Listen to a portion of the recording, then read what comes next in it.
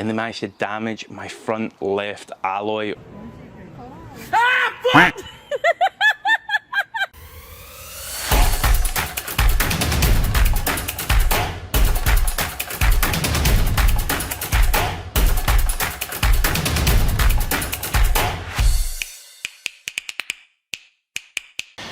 Good morning guys, and welcome back to another mini restoration project on my 1999 Ferrari 360. This one starts off with a little bit of a sad story wherein I put my front wheels in to get some new tyres fitted a couple weeks back, and they managed to damage my front left alloy on the balancing machine. Hell no, goddammit. Don't know exactly how they managed that, but credit to the garage, they were great about it. They admitted it right away and said they would pay to get it fixed. So I took that opportunity to take their contribution and get all the wheels refurbed. They're getting on for 21 years old, so they definitely benefited from it. So we'll get these wheels back on the car. We'll do a little bit of clean-up work in this video.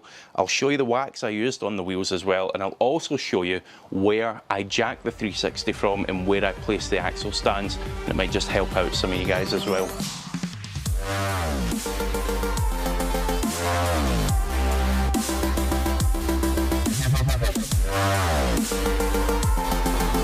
So number one job guys, we're finishing off getting the wax onto the wheels, and the wax that I'm using here, it's not a ceramic coat, it's nothing specialised for wheels, it is just Fuso wax, which I find really good on the car's bodywork. Everyone seems to rave about this stuff at the minute. I'm sure you can probably get some specialised stuff, but I've opted just to put this on my wheels just for that extra little bit of protection at the moment. So let's finish getting this coating onto the wheels, and then we'll turn our attention to the wheel arches themselves. So when it comes to jacking the 360, I do know there's a little bit of controversy on where you're meant to jack, where you're not meant to jack, and so on and so forth. Now this is not a be-all end-all guide. This is simply the points that I've found, and to the best of my knowledge appear to be okay. And certainly I've lifted the car quite a number of times on these points now, and certainly not facing any problems. I've been very careful to note any deformation or anything like that, and there's been nothing. It seems to sit there really steady. So let me show you where I used. We'll start with the front, as that's a little bit easier. So there is basically a large area of the front subframe which is visible right away, and it sort of runs behind the wishbone here, and right on this curve that you see, this is all solid framework. So there is actually enough room. You can get the jack in behind where my axle stand sits right now, lift the car up and then slide the axle stand in. Now I do have hockey pucks, but they don't lend themselves to these jack stands very well, therefore I've just gone for some sheets of carpet that I had laying around. So I've basically chopped them up and used them to stop it marking the bodywork at all. It helps when your office gets new carpet fitted and you can keep all the old tiles and chop it up for things like that. Now on the rear guys, we've got these two cross members on the back of the 360 that run out to each rear wheel. Now again, this is quite a contested topic. I do see some people say they do jack it here, and others choose not to. However, let me give you my take on it. So I would never opt to jack the car from these points. I use the points on the side of the car that I'll show you in just a moment, but I do use these points to rest it down onto the jack stands with one proviso, and that is the jacks are left on the jack points as well with a little bit of load on them just to help stabilize things. But let me show you exactly where I've placed the axle stands here. So if we move in a little closer, these are actually hollow as they move into the centre, but on the outer edges we've basically got this big thick weld. That is a solid bit of sort of framework there, and that's where I've chosen to rest the 360 on. A number of times, as I say, and never faced any issues. Again, make use of your office's old carpet to make sure you don't mark any of this, and of course just the same on the other side.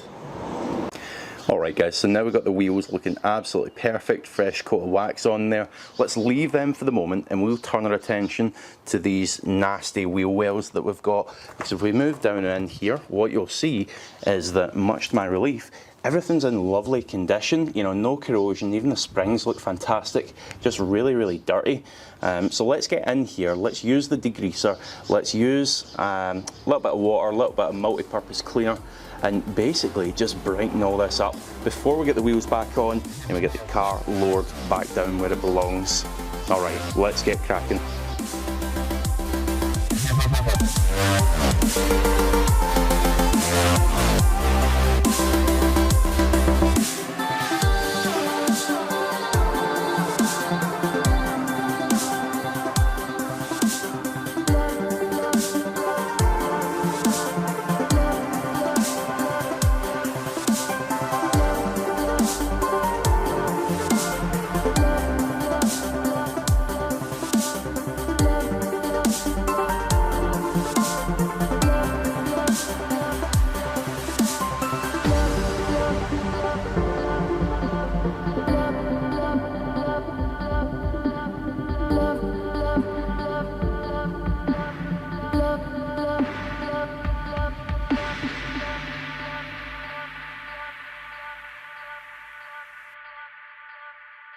Alright guys, it is now sometime later.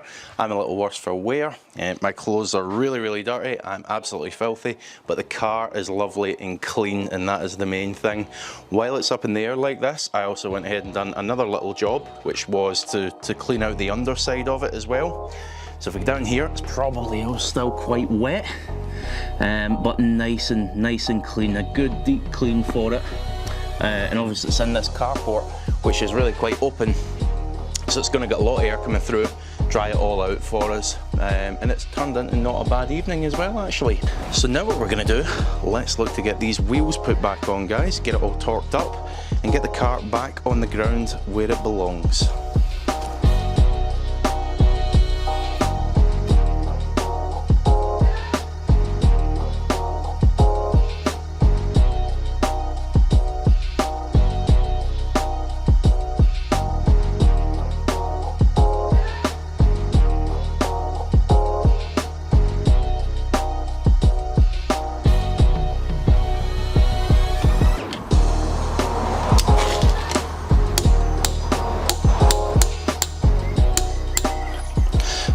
Guys, we are finished. I think that calls for a celebrationary start up. We need to move the car forward. Obviously no way we could push that, we're going to need to start it up. Any excuse.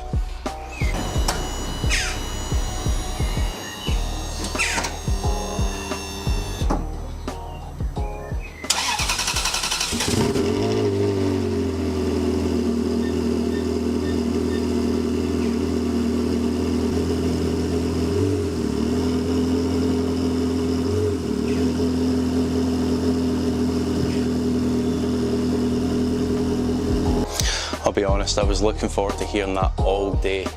So thank you guys very much for watching. If you enjoyed this and you want to see more projects, because there's plenty more to come on this car, plenty of stuff I've got in mind, and I'd also love to hear your suggestions of what you think I should do as well. Please like and subscribe. Join us on the next one. Cheers guys.